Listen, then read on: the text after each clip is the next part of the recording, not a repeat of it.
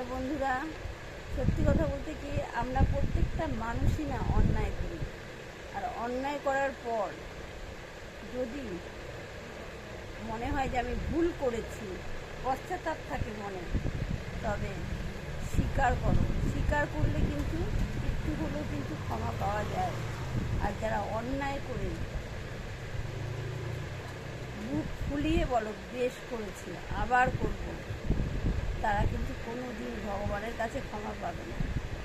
অনেকে হয়তো পরিস্থিতির চাপে পড়ে অন্যায় করে ফেলো, আমরা সবাই অনেক সময় পরিস্থিতির চাপে পড়ে অন্যায় করে ফেলি। তারপরে যদি আমাদের পশ্চাতাপ থাকে, অন্তত সবাইকে না বলতে পারলেও নিজের অন্তরে যদি বলি যে আমি ভুল করেছি, আর তার জন্য যদি ভগবানের কাছে গিয়ে ক্ষমা চাই যে ভগবান আমি ভুল করে ফেলেছি, আগামী দিনে যাতে আমার ভুল করতে না হয় এই জন্য আমার হৃদয় শুদ্ধ করো।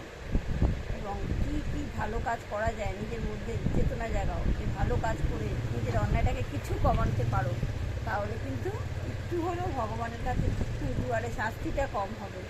তাই বলছি, যারা অন্যায় করে বুক ফুলিয়ে বলো না বেশ করেছি, তাদেরকে বলছি তোমাদের শাস্তি এতটুকু কমবে না।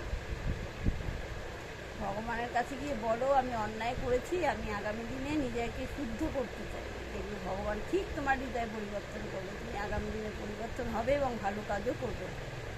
সবারই তাই করা উচিত।